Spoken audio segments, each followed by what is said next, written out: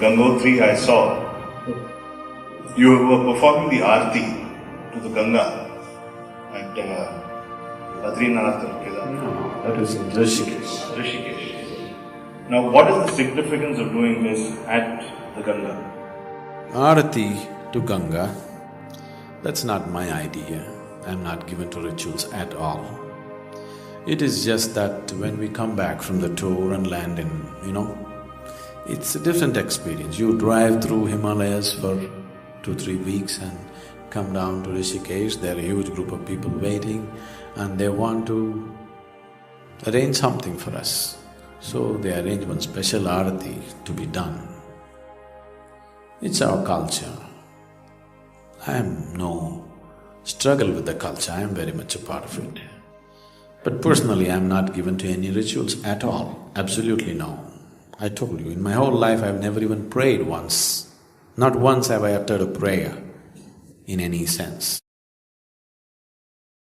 So Arati for Ganga is just water. Water is one of the elements out of which you are made. One basic aspect of yoga, the most fundamental aspect of yoga is known as Bhuta Shuddhi. That means working towards creating a certain freedom from the five elements, becoming free from the five elements. Because five elements, it is the mischief of the five elements which is creation. There are few people, Mo and somebody else constantly asking, why creation, why creation? I didn't do it. It's the mischief of these five elements constantly playing tricks with you in so many ways. What you call as body, what you call as planet, what you call as everything is just the mischief of five elements.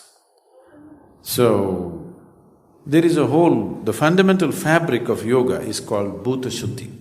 That means to become free from five elements.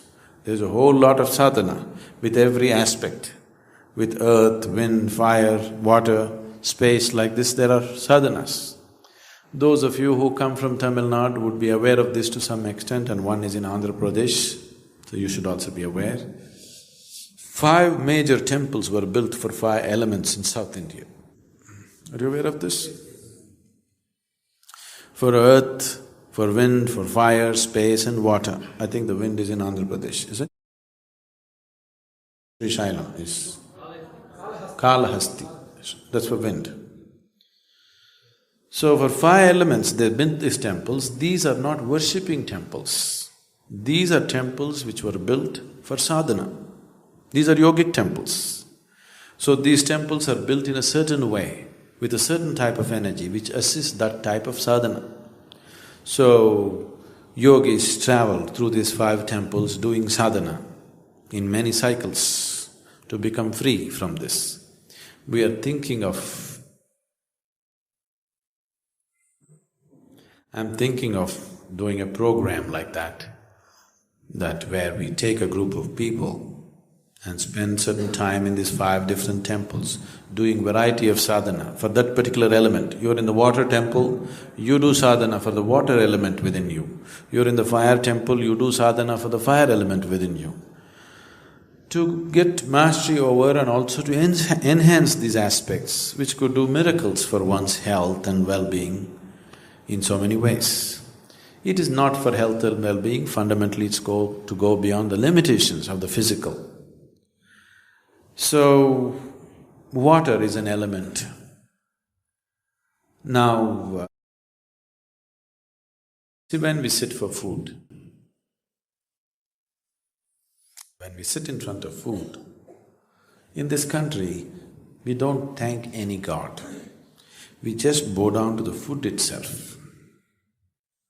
Right now, if you don't eat for 5 days, if God appears, what will you ask?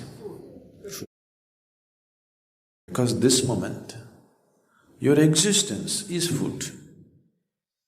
One who sustains you is your God, isn't it? Food is sustaining you, water is sustaining you, air that you breathe is sustaining you. 5 days if you don't eat, food will become God. 2 days if you don't drink water, water will become God. 2 minutes if you don't breathe, air will become God. Yes or no? So, we bow down to all the five elements so that they function well for us. We not only bow down, we also learn mechanisms to make them function well, so that your fire, your water, your earth and your wind, everything functions well. Only if these five elements are in cohesive function, you have a proper body and a proper life, isn't it so? So, there is a whole process called Bhuta Shuddhi. But that process, what you probably saw in this video, is more like when we come down, these people want to honor me, they do some extra, special puja or something.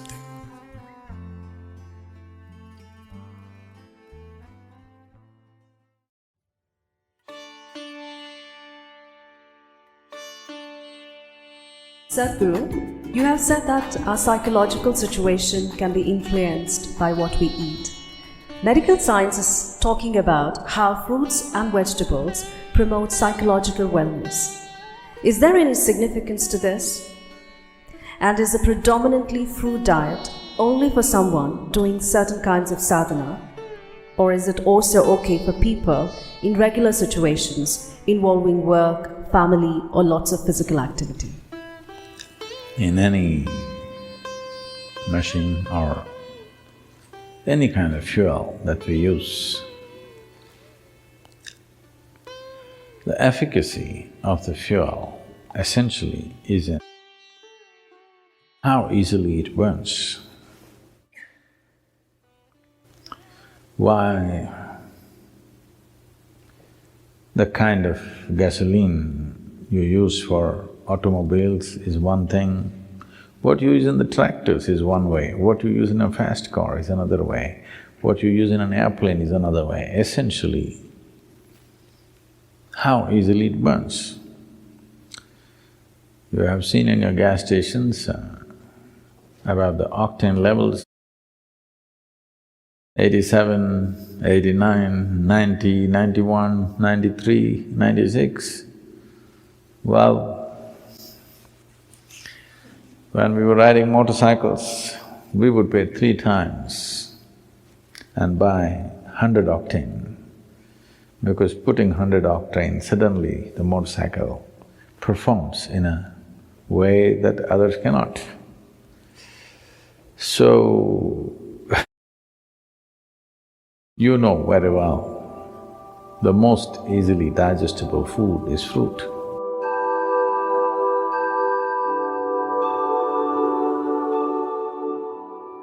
Digestion means the taragni, the digestive fires as they are known.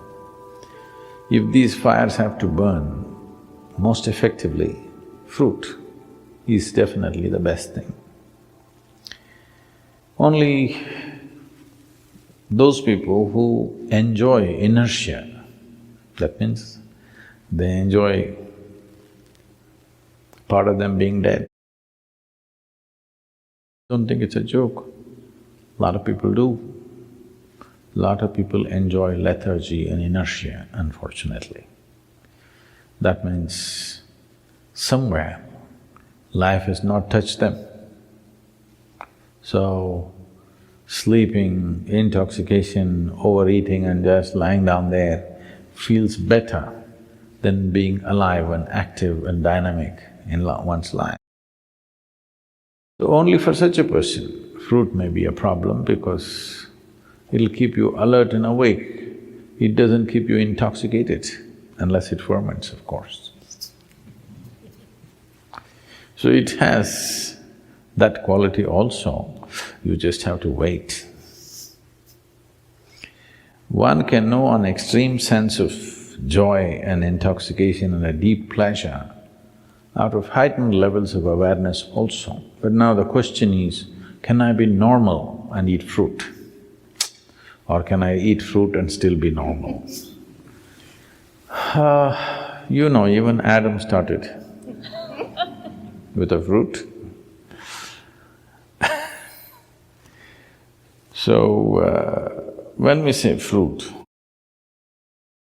we must understand Fruit is one aspect which nature itself intends to be food, in the sense, most fruit, what you find, let's say a mango or an apple.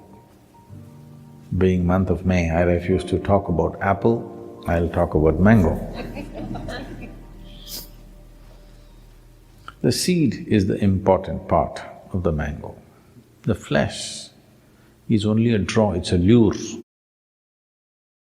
so that animals and birds will go for this and carry the seed somewhere far away and drop it.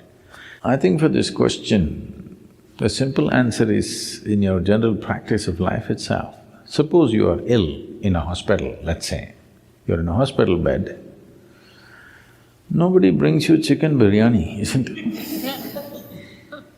They'll bring fruits, because even your friends and relatives understand that, okay, you're eating all that, you got sick, at least now you eat sensibly. That's a message. So fruit can do miraculous things to the body. Sufficient consumption of fruit can do great things to the system. One can become very, very alive and active, no matter what is your lifestyle. But if you're doing very menial kind of job, let's say you're digging outside every day, physically, not with a machine, but you're physically digging and doing very hard work, then you may find every 2 hours you get hungry because of the fruit. Because there is only that much volume you can eat, but it gets digested so rapidly that you may feel empty stomach. Till you come to a certain level of awareness where you are able to be empty stomach and still be energetic, because hunger is about running out of energy. It's like you're running out of battery, that's why you need to eat. But today, a lot of people, or most people I would say, when they feel little empty in the stomach, they feel like eating. To get out of this, you need a little bit of awareness that you're empty stomach, but still you're okay, because you're energetic.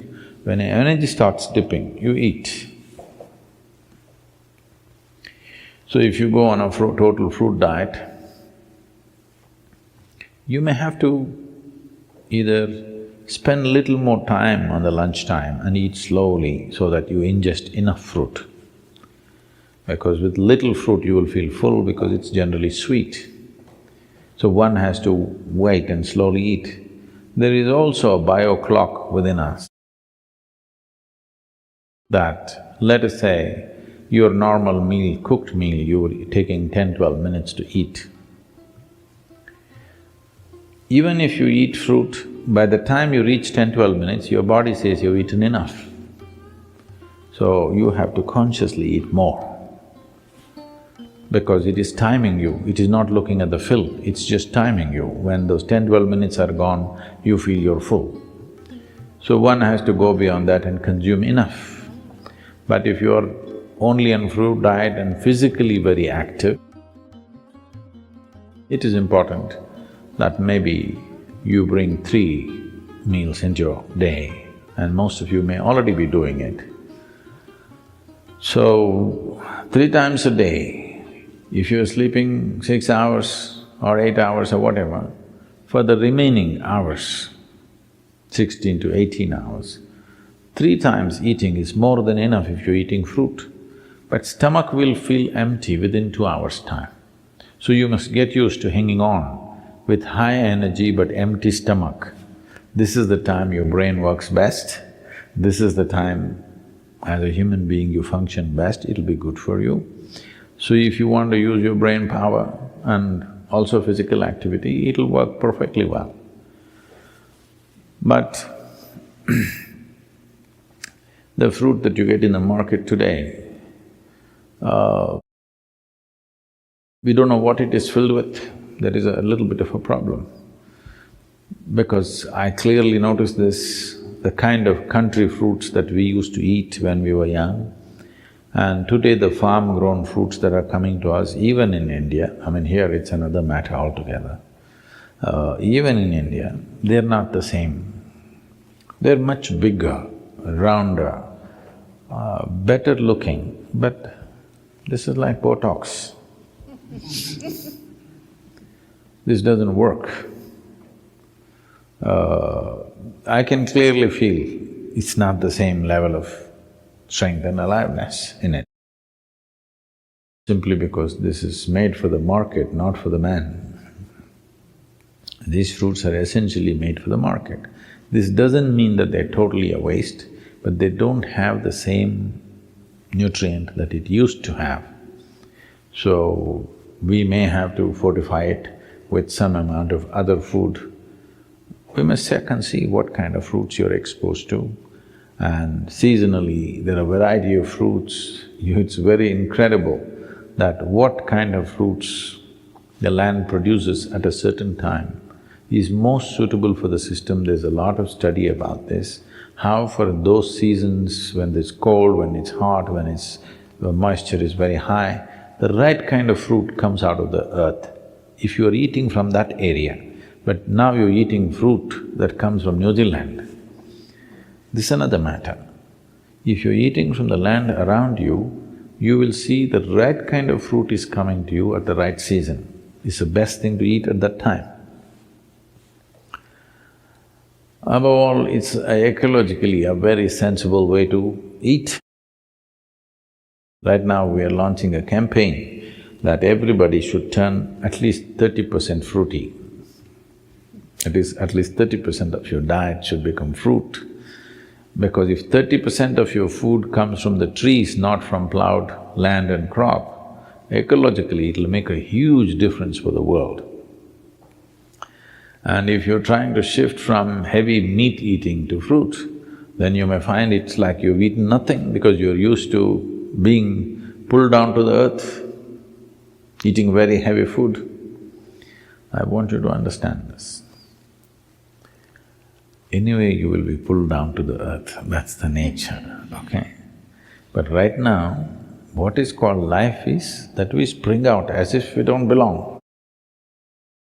That we fly in such a way that it doesn't look like we're made of earth. Even the bird that soars is made of earth, but when it's soaring up there, it doesn't look like earth. So every life, when it springs out, it should not look like earth, but we are of the earth. But if we want to spring up, the fuel that we consume, the fuel that we put into this system must be that which burns quick and very easily inflammable. What is easily flammable is the best food. In our stomach, without doubt, fruit is that which burns up quickest. So this means least amount of residue, least amount of tax on the system, least amount of stress in the system. So definitely it'll make a huge difference. I knew somebody who went on some 1,008 days of only one fruit. This person went on orange. Only oranges for 1,008 days this lady ate. She was full of ailments when she started. She was a diabetic, high blood pressure, and I don't know, they told me a list of problems that she had, serious very thyroid issues, overweight. In 1,008 days, she came out like she was 20 years younger and full of vitality, all ailments gone totally. This is one person I'm saying, please don't go on just oranges, we'll run short of oranges or at least move to Florida. Yes, fruit will make a wonderful difference, especially in today's world, it's very important because we value a human being, in the work areas I'm saying. We value a human being for their brain power, not their brawn power, unless you're on WW whatever nonsense, okay? So, for this, fruit will make a huge difference for sure. And ecologically, it's the most sensible thing to do. Between fruit and meat, for one person to survive, let's say that you have to survive on just meat, An approximate calculation is, we will need 15,000 liters of water to produce meat for one person for 1 year. If you go on fruit diet, we will need 300 liters of water.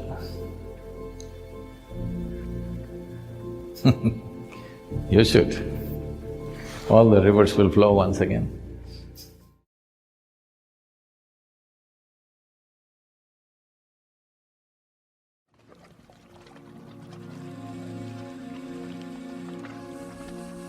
You can create Panchagni like this in your own home and benefit from that. These 6 triangles represent the 6 chakras. You just burn this for 6 to 8 hours in the day and the Akashic element will become dominant.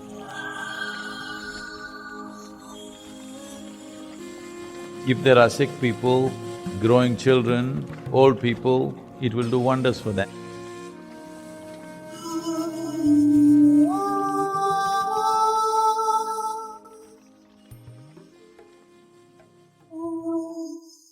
Every human being like to have their own food and their own water, of course. If you hate somebody sitting next to you, you would like to have your own air.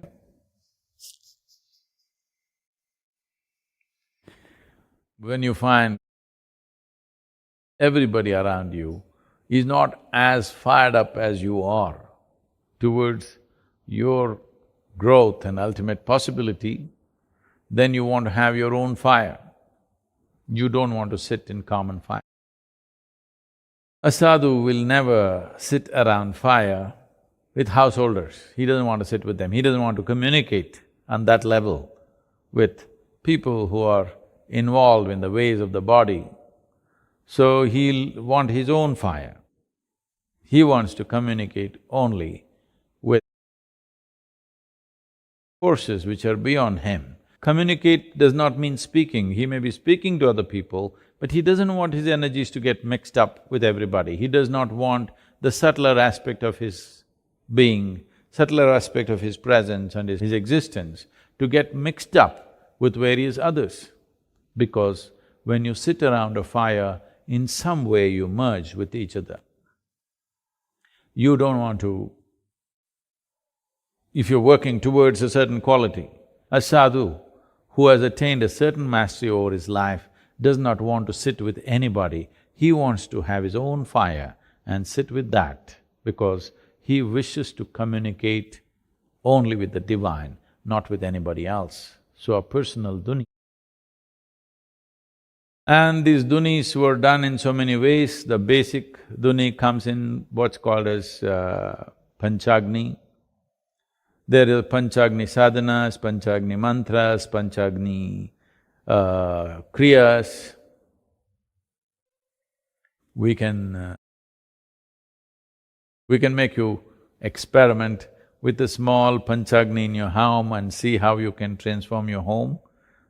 Let's say you want to create a meditation space in your home.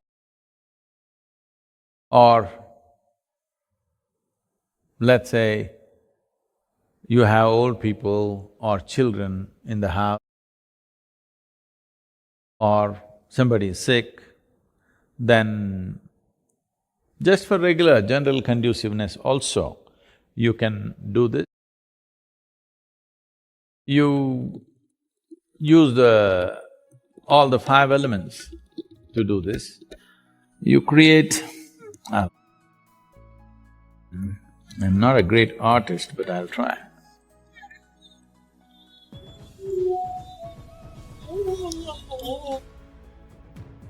So, you just draw 4 triangles, 2 upward-facing triangles, 2 downward-facing triangles. Let's say you spaced it out like 10 by 10, 10 feet by 10 feet, or 6 feet by 6 feet, or whatever the space you want to create, and a central 2 triangles intersecting so that it forms like an anahata star. You can draw this with flour, rice flour, or you can draw this with grains, let's say pulses, or just rice, You can just make an outline or you can fill it. The important thing is something that's earthy. You can even use fine red earth to do. So, totally there are 6 triangles here.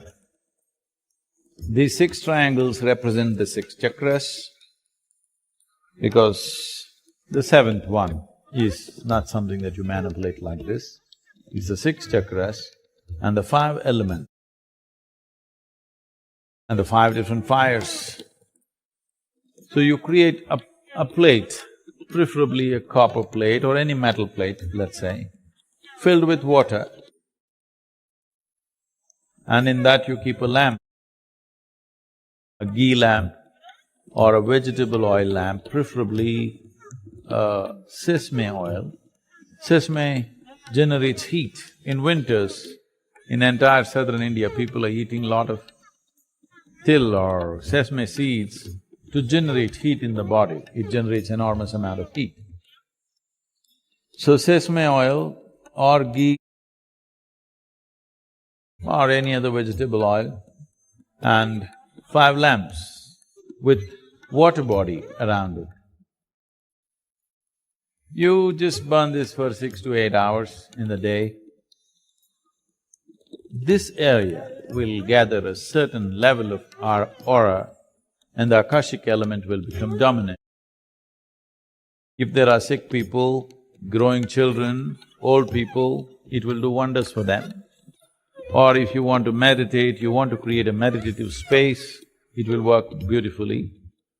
You can just create this kind of space for yourself every day if you just have this burning for 6 to 8 hours, and then you can remove that and sit there, or you can make it a permanent thing, you can put this on some kind of a sheet so that you can move it and put it back when you want to sit, or you can sit with it. There is no issue, you can just leave it as it is and sit with it. It could bring a lot of benefit because this is a way of managing the Panchagni system. If one wants to learn mantras and kriyas associated with that, it is possible, but that will involve a different level of involvement and attention. But this is something that everybody can do. So you can create Panchagni like this in your own home and benefit from that. Why is Sadhguru getting so ritualistic? He told us none of the rituals are not necessary, everything can be done within 100%. If you know how to turn inward and maintain this Sarvagni within you, which touches everything in the universe, none of those things are needed. Where you sit is the most conducive place. Your very presence will work 1,000,000 times better than all these arrangements. But if you don't have that, nothing wrong in using external support. If you're in such a condition that your way of being is not influenced by anything around you, then you don't need any ritual, nothing is needed. What's within will take care of everything.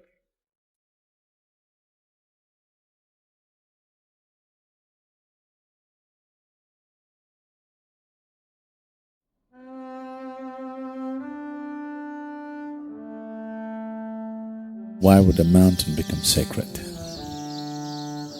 After all, it's just a mound of earth.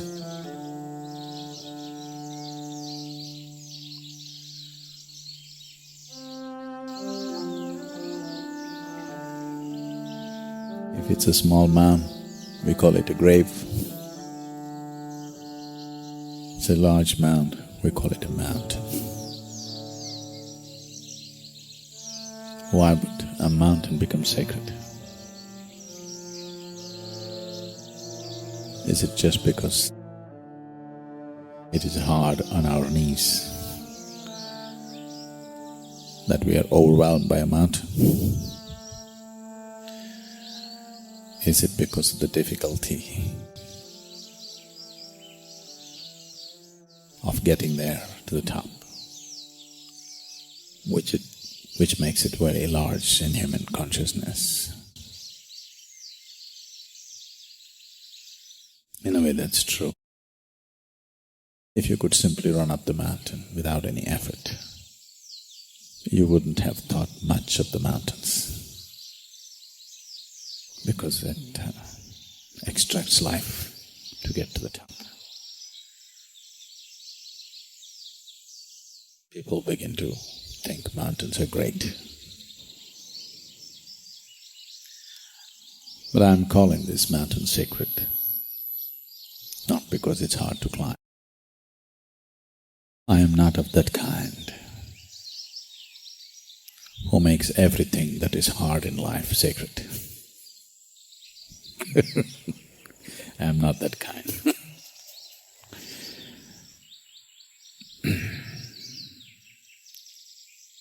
For me, eating a banana is very sacred. Do you have difficulty? Do you have difficulty eating a banana? It's very sacred.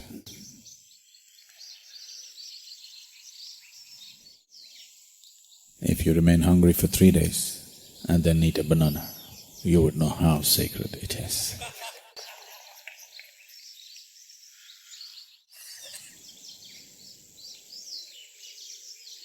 To perceive anything, to know the significance of even something as simple as eating a banana, you need preparation, 3 days of fasting. So to perceive the sanctity of these mountains also you need preparation, otherwise you wouldn't understand. But why would a mountain become sacred? Just a mound of earth. If you know a few geological facts, you know how it all happened. Long time ago, but you know how it happened.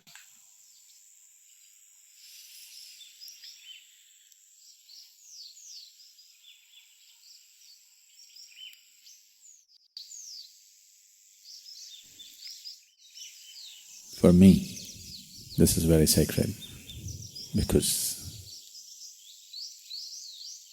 my Guru walked upon it. He even chose to shed his physical self upon it.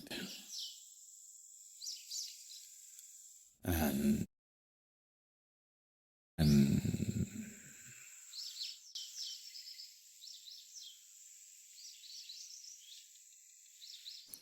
when he wanted to say something to me, he did not sit down like this and talk to me.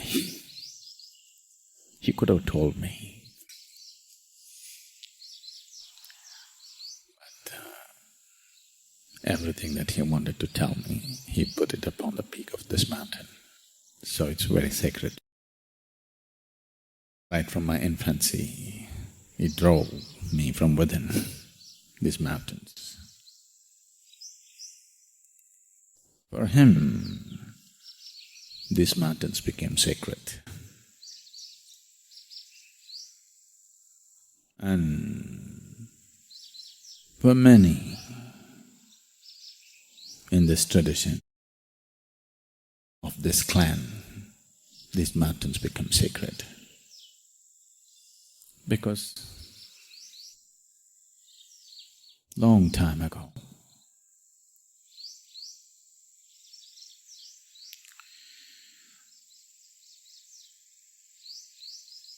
there was a young maid in South India, southernmost tip of India,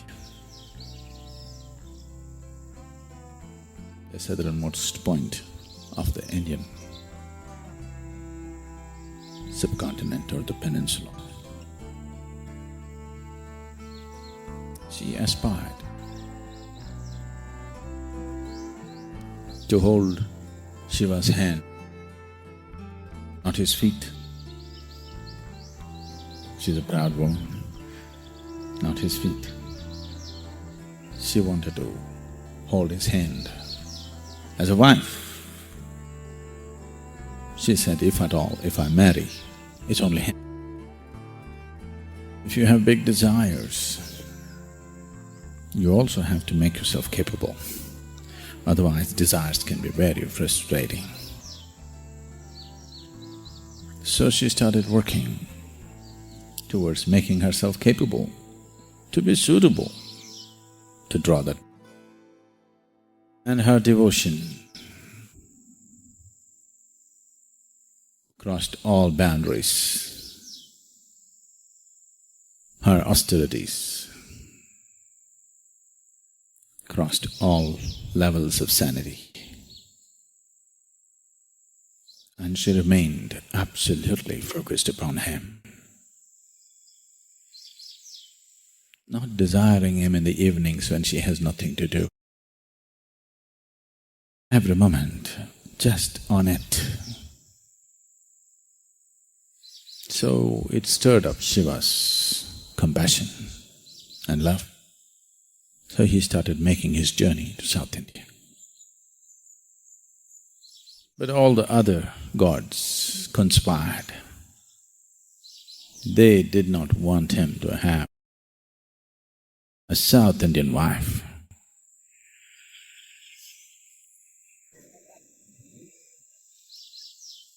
They played many tricks to stop him.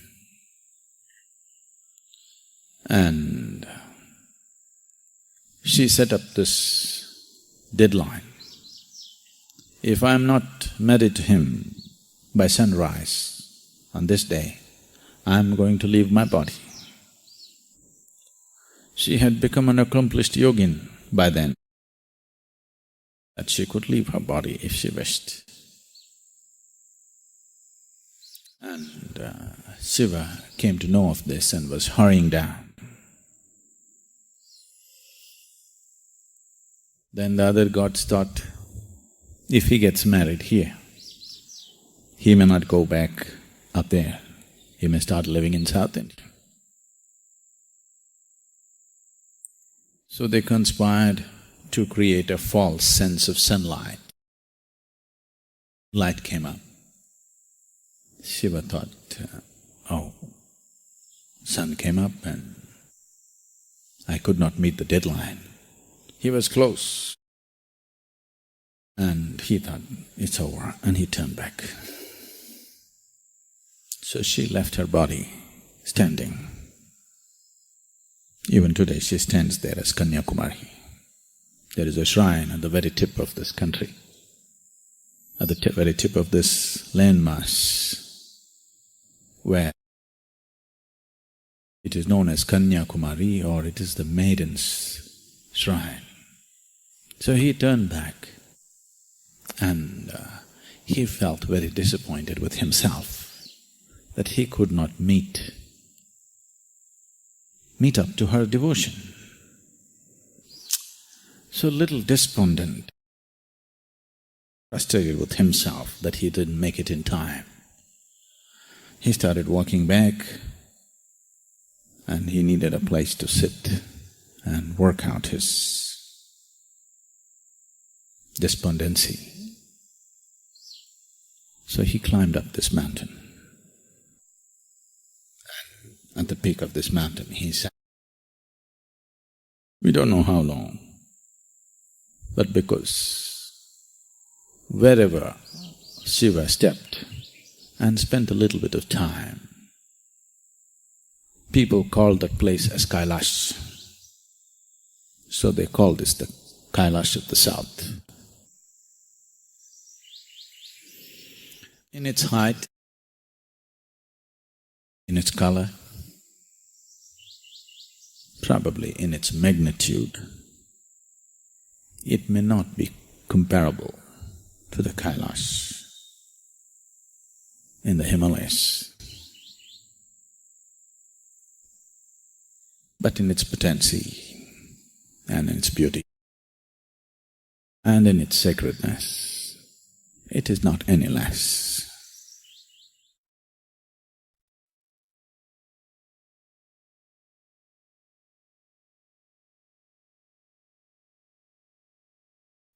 If something in you became quieter, clearer, or maybe even more restless after this video, then it was already worth it. Let us know what you felt, tell us your city, and if you can, subscribe and send it to someone who would appreciate this too. These little actions help the message go further. Thank you, Big Hug, and see you in the next video.